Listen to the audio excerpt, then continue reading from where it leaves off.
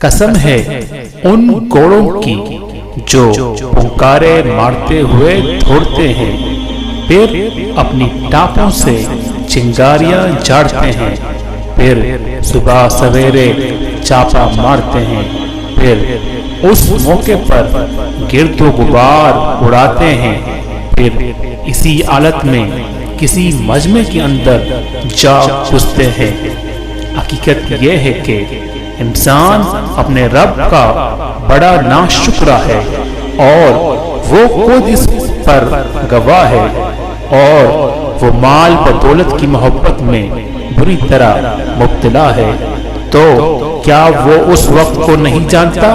جب قبروں میں جو کچھ مدفون ہے اسے نکال لیا جائے گا، اور سینوں میں جو کچھ مخفی ہے اسے برآمد کر کے اس کی جانچ پڑتال کی جائے گی؟ یقیناً